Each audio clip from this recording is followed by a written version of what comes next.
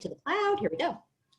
Welcome everybody. Here we are on Friday, September 11th, a very somber day and actually a perfect day to talk about how we as human beings care for each other, and we're all about human kindness.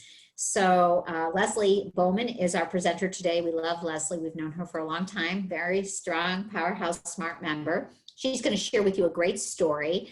Quick introduction. We have a great audience attending. Both PowerHouse Smart members and non-members are complimentary today because it's all about giving back, right? And that's what Leslie's going to share with us. So our audience is builders, architects, interior designers, landscape architects, stone and tile, and kitchen and bath, and attorneys, lenders, everybody who really lives in our creative environment. And Leslie will talk about how she's kind of in all of those aspects as well. So we're thrilled to have you. You're dipping your toe in the water in the PowerHouse Smart community.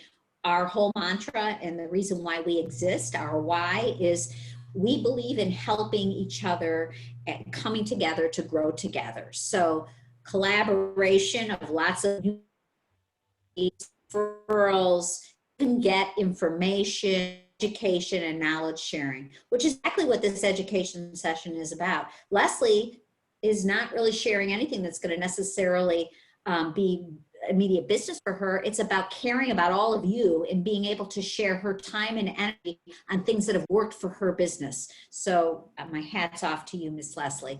Thank you. About Leslie, yeah, of course. A little bit about Leslie. She's been a PowerHouse Smart member for a really long time, from the very beginning, and we love her. She's a huge sponsor and supporter. We've had many events at the Design Bar and hope to continue to do that. And so Leslie and I were on a quick Zoom catch-up call, and she started sharing with me some of the things she was doing, and I was like blown away. Like we have to be able to tell our membership and our community about the things that you've done, and it's obvious that this is just an example of why you're so successful. So it is 12:03. I'm going to turn it over to Leslie. She's going to share.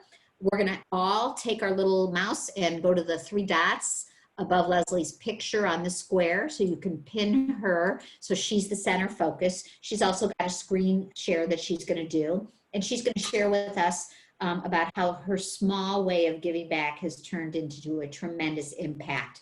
And there might not be enough time for Q&A, so please go ahead and put them in the chat. I'll collect them later. I will get back with Leslie, or if you know Leslie and you haven't met her yet, go and make an appointment, or just go to the Design Bar. She's going to tell you the hours. See what she's all about. If she's not there, she'll come out and then greet you personally. If she's not, you'll leave your business card, know you were there. You need to build a relationship with Leslie Bowman in the Design Bar. So I'm happy to take the chat questions and get back to you. And of course, this is being recorded. So Leslie, I'm turning the microphone over to you. I'm going to zip the lips. I'm so excited to hear. Thank you. Well, thanks, Wendy, for the beautiful introduction. So for those of you who don't know me, I'll just give you a little bit of a background and where we're located at. So we are a full-service interior design firm. We are located in Burr Ridge, which is the western suburb of Chicago. We're located in the Burr Ridge Village Center, and we have a 7,000 square foot showroom that caters towards people who are designing, building, and decorating a home. So complete concierge type service. Our kind of bread and butter is working with people who are building a custom home, walking them through the process, working with their architect and working with their builder to do all their selections, and then obviously furnishing the home. So the showroom carries gifts, accessories, tabletop, but also has 40+ lines of furniture, tile, carpet, flooring, kitchen and bath design. So really anything you need for your home, you can purchase here. So I was talking to Wendy a couple months ago or a couple weeks ago, and we were talking about COVID and you know, what the impact had been kind of on my business. And I had mentioned to her that we had done this event called the Giving Room event, whereby we kind of put together some packages for local ER doctors. So a little bit of the background of that is that giving has always been a big part of my life. I've always done volunteer services, kind of started when my grandma had passed away unexpectedly, and she had passed away from a stroke, and I happened to get something in the mail that was trained to end stroke in Hawaii, which was to do a marathon in Kona, Hawaii. And of course, I had to do fundraising to help pay for the trip. So I enrolled my 3 little kids at the time, and we had, my daughter reminded me the other day, it was actually a luau sock hop at the local rec center that we did, and we raised money. I think I raised probably $3,500 to help pay for my trip, and then also donate. And kind of from there, I was hooked. We always did a Halloween party every year where the kids would invite everybody, and then they would, we would ask for donations. People would either donate nothing or whatever they wanted, and we would pick a charity, a local charity to donate to. And so as I worked my way into the interior design community, I started doing, I've done the Lake Forest Show House 3 times for the Infant Welfare Society of Chicago. I've also done a St. Jude's Dream Home. So giving back has always been important to me. And 2 years ago, when we opened up our bigger showroom, the 7,000 square foot showroom, I created an event called the Giving Room event. And so the premise of the Giving Room was for one night, usually around the holiday season, when we kicked off our holiday decor season, which, by the way, we have holiday decor out now. And so when we kicked off our holiday decor season, we would always have a night of giving. So we would pick a local charity whereby I would raise money, we would take direct donations, and then decorate a space in that charity's either home or office. The first year we did it, we did Ronald McDonald House Children's Charity, the one that's in Oak Lawn, and we decorated the entire family room. So we raised money, got direct donations, and then I also donated product as well. Last year we did Gigi's Playhouse, again the same thing, donating not only product but time. And then this year when COVID hit, I had 2 clients who were ER doctors, and they were super stressed out. So what I wanted to do was just to help them.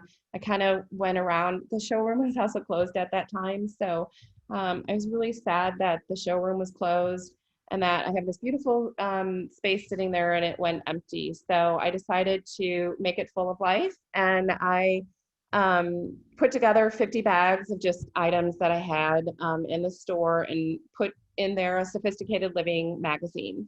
I posted it online on Instagram, and I tagged Sophisticated Living magazine, which is owned by Allison Victoria. And so she had contacted me and wanted to ask if she could help out in any way. So we kind of got together, and she had posted on her Instagram. For those of you who may or may not know her, she owns Sophisticated, she's the publisher of Sophisticated Living magazine and is on Windy City Rehab on HGTV.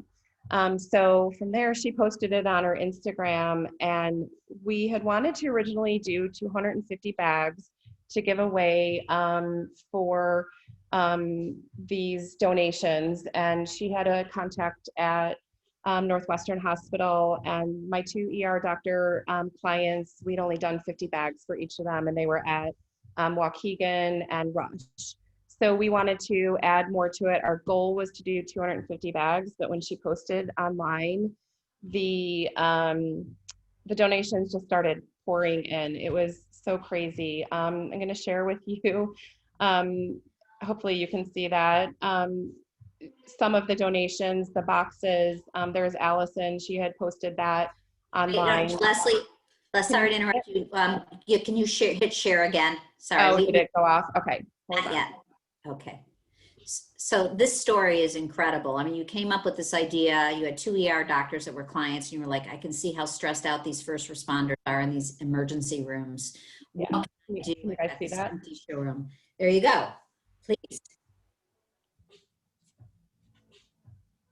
Yeah, so they were super stressed out. So they were so grateful when we sent the first, 50 bags around. Jim and I just delivered them ourselves. And once Allison posted on her Instagram, I don't know if people who have been here, this picture of me standing there with a bottle of wine and all the boxes, that's in our design center where we normally have our food. The entire design center was filled with empty boxes of things that we had gotten donated from. You can see there's Vital Proteins, there was olive oil, wine,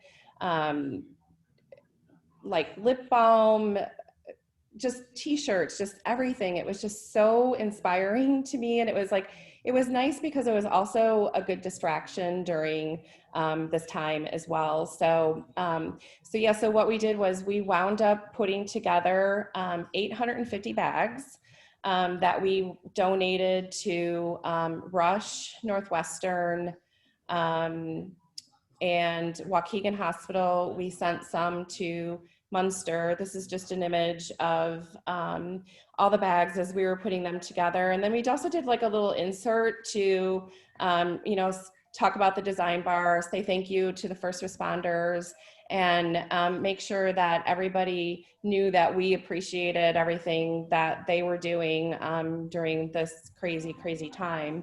So here's a couple pictures too. Rush, we did 150 bags. In the center picture, the person on the right with the darker hair is actually one of my clients, and she was so excited to be able to kind of also spearhead it for her team as well, and it made a huge difference. So we wound up donating over 850 bags. There's another picture in the center here. We were down delivering to Northwestern, and we decided, I ran through Connie's Pizza and bought a $250 gift card and dropped it off at just a random, I looked at like what the next closest fire department was and dropped it off with a box of cookies that we had gotten donated and stuff like that. So, and then this one, this slide is actually kind of funny. It's I put Random Hospital on there because we had not donated to this hospital, but somehow I think it was we had done some donations to Edwards Hospital, and they're connected with Elmhurst Hospital, and a friend of a friend sent me a picture of these two pictures that they had gotten the bags. And so it was so interesting and like inspiring to see that we touched people that I didn't know. And I think the one thing that came out of it, not only for me, but business-wise, the mayor got involved in it of Burr Ridge. We put together, I think we did three $10 gift cards from local restaurants to support the local restaurants as well, and then donated those to every single police officer in Burr Ridge. We then also took the 3 fire departments that service Burr Ridge and bought them gift cards from a smaller boutique grocery store that we wanted to also support during that time, and donated, I think, $250 or $350 gift cards so that they could go get groceries, wouldn't have to worry about things. And to this day, we still have police officers saying thank you to us, and the outpouring was so great. It really just made a difference, not only for me as a person, but I think for our business as well. People know us a little bit better now in the community, know what we've done. I've actually had people comment on my Instagram and say, another reason why I'm going to hire you is because you give back. So it's just really a way to not only promote your business, but to also do good in the world. And so for me, it's just always been a part of my life. It's been a part of the way I do business. It's a foundation of my business. And I really couldn't ask for a better way to pass 10 weeks when the store was closed. I think it took us about 3 to 4 weeks to do the whole program. And we kept getting, after that, I'd actually set up a website as well where people could donate virtually to and do a virtual gift card. And so as the money kept coming in, we just kept doing more and more bags until I had to get back to real business. But I think that's pretty much it. So here's the picture that we had gotten from, I believe this was Northwestern, they sent this. And one of the other good things that came out of this, which was really cool, was we got featured in House Beautiful online for this as well. So So Leslie, one of the things that you said to me when we were getting ready for this event today was your kind of attitude is go big or go home. What do you mean by that? yeah, I think for those of you who know me, like there is no in between for me. It's really, I really wanted to make as big of an impact as I could. So obviously enrolling Allison to help me, she really just volunteered. And because of her impact and her help, I just never imagined, you know, me taking this little kind of thank you to two of my clients turned into this impactful thing that actually made it around the world. There was somebody on my Instagram from New Zealand that commented and read the article from House Beautiful online.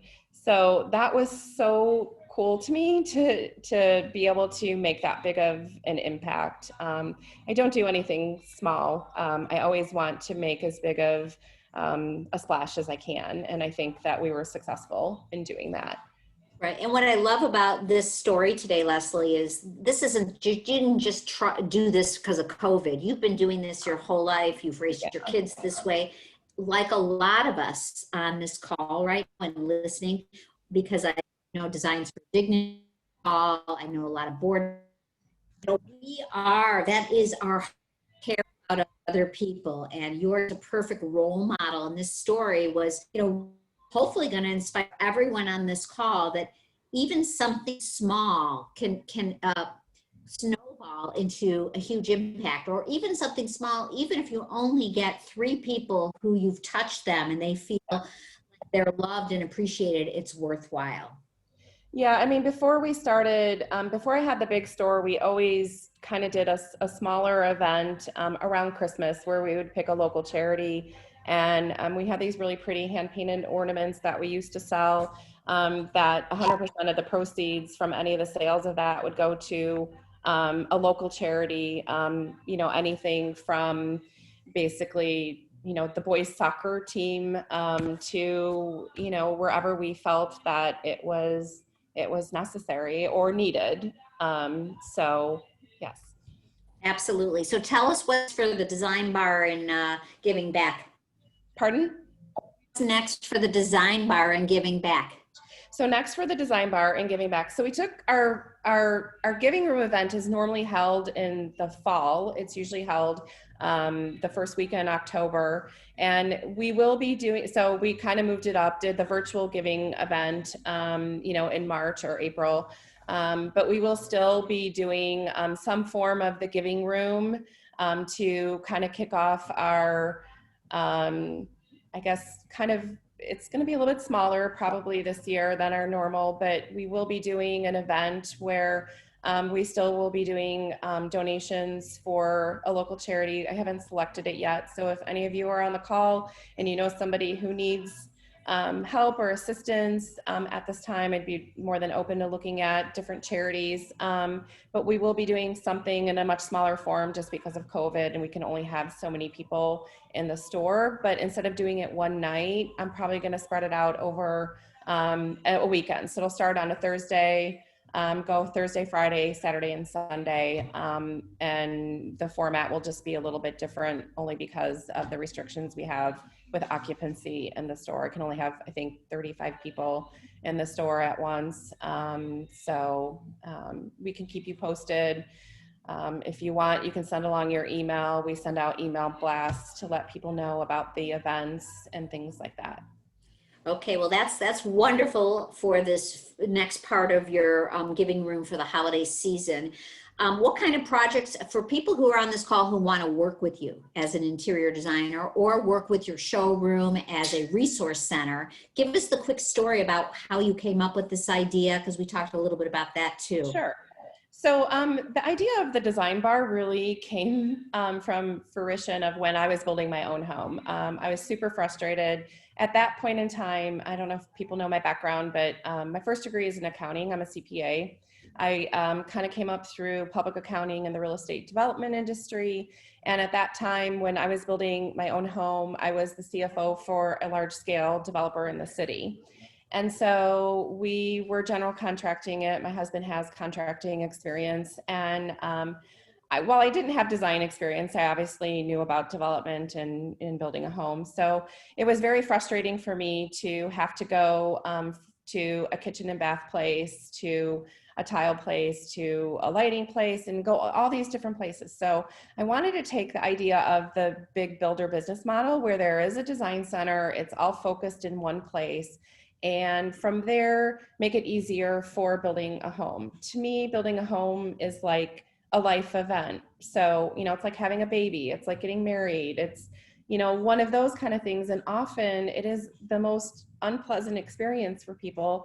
And of course, me being how I am, I wanted to make things beautiful and nice and easy for them. So the idea of the design bar and the kind of the one-stop shop came from my own frustration. So that's why we work with builders. We also work with end user clients. We get referrals from architects.